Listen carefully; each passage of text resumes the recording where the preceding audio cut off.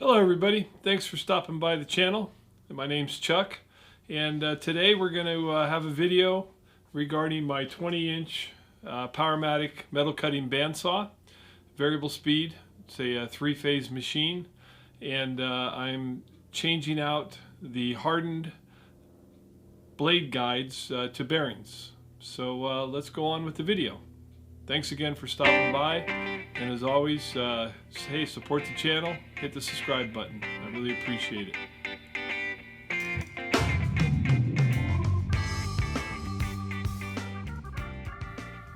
So we're back at my Powermatic 20-inch bandsaw here, and I'm changing out the guides, the blade guides here. So I have it opened up. Actually, I've already pulled the bottom one out of there. These were the units that were in here, and they're just held in with bolts, and they're hardened. And you can see the slot here. Well, basically, goodbye. Basically, they're worn enough that there's no more movement in the slot, and they are hardened. So I was looking at making new ones of these. I mean, not real hard to build, and I was heading that way, and then I said, why not go to bearings? So originally I thought, boy, a nice big bearing there would be great, and this is a 12 millimeter bore, so I made an adapter for 1/4 inch bolts, and made my piece, but then realized there's no way to get behind the bearing to tighten the holder. I've got a whole tray of bearings, couple trays, and I've got small ones. I don't know how many of these I've got, and so this was what I came up with, and it sits right there. Got the other one made for the other side. I'm going to cut it off, and then I'll end up cutting the slot in here so it's adjustable, and then I can adjust the bearing forward and back as needed.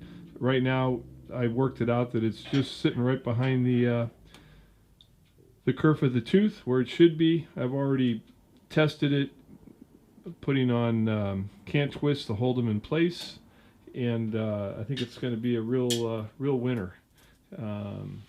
So let me finish up. I don't think I'm going to show you any machining on it. I mean, basically it was drill and tap a hole, grind the end there. I did have to cut these out of a piece of plate. Did that. Actually, these are long enough now that I can actually cut this off and get the bottoms right out of this same piece. So I don't even have to make another piece. These are 5/8 by 340 or something like that. So let me progress on here, and I'll bring you back. I picked up button heads for holding the bearings in place, and then I picked up some I always forget, socket head cap screw, flathead cap screw. And so I'll put a recess in here so that this guy can slide in there and tighten down. Well, I'm working on my Powermatic, and I cut these guys in half. My favorite saw, my Portaband here on the stand. I've done videos on it. It's one of my most favorite tools in the shop. I use this more than the Powermatic. Got a foot pedal on it to operate it, and heck, I think this blade is $16, $60 for the Powermatic. Don't like damaging that blade back there. Typically use the Powermatic for long cuts. I also use my horizontal bandsaw quite a bit now, and you've seen my clamping situations for that also. But certainly love this machine. Just a little quick power tap on the mill.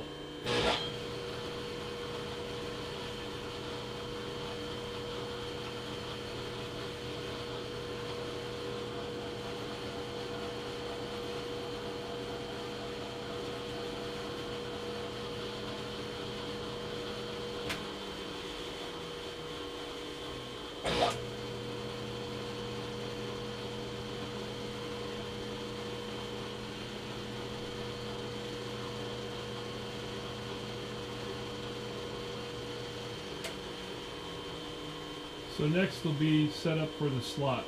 I'm cutting the slots in here.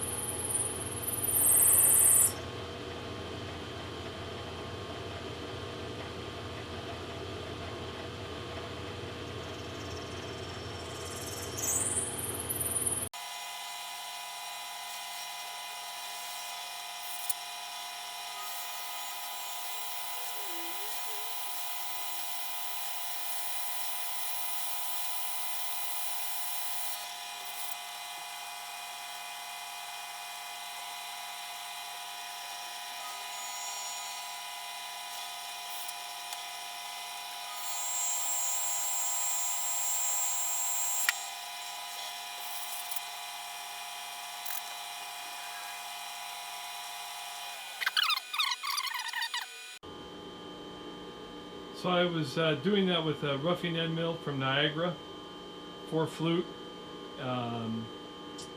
It's a 5/16 diameter end mill, and I was going about almost about 345 deep is I think the thickness of the part there, making it one pass. Did a good job. Don't know if that'll come in or not, but that was the cutter specs. I have to give a shout out to Dennis Nolan, who provided me with a bunch of Niagara cutters, along with a bunch of the YouTube guys back a few years ago. Thanks, Dennis. Still using them.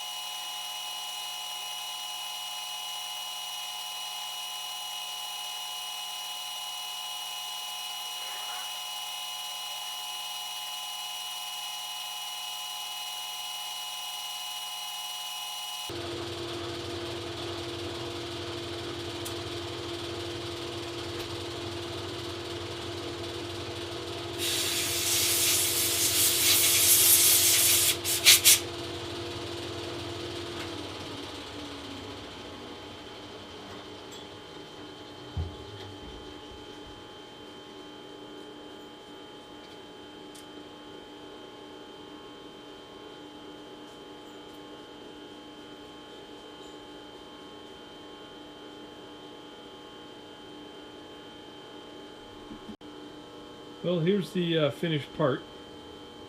Got 2 more to still chamfer. Just using a chamfering tool to put that in, and it works great for the head of the bolt to sit below the surface. But I have a dilemma now. What size bearing to run on the saw? We'll take a look at that shortly. I need some feedback from some experienced people. What's better, a bigger bearing or a small bearings? I could do either.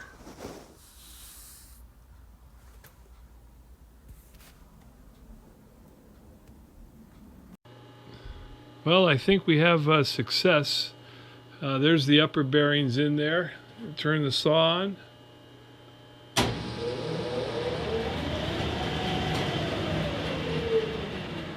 think you can see the red marks. We got contact. And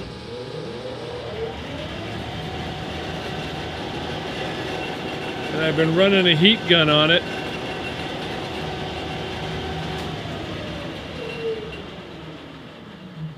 And the bearings aren't getting warm at all. Now, I did a mock-up and put it on Instagram. Big bearing or small bearing, which is better? And I think the consensus is a big bearing. So I've got a whole box load of those back there in the yellow box of these guys. I could burn these up forever. But I could also order, this bearing is just a little big. Wouldn't be, I think I've got enough of these and I could make the sleeves. So I may do that. But right now it's going to have to go through some tests. I did do a cut right here just to see how good it cut. And this saw's had drift lately, and the drift was minimal. So a little more tuning and chicken winter dinner, or whatever they used to say there. I think I got a good one here instead of these blocks. All right, I think this video's over. There may be some more. We'll see. Now that I'm done with the build of the blade guides using the bearings, I went and pulled out my instruction manual that I had on this saw. I was having a problem with shifting from high to low speed, and it turned out that after looking at the drawings in here and getting down there, the set screw on the shaft had come loose. So I managed to fix that. But interesting enough, as I was going through the manual here, which basically it's got maintenance, it's got all the drawings, all the parts.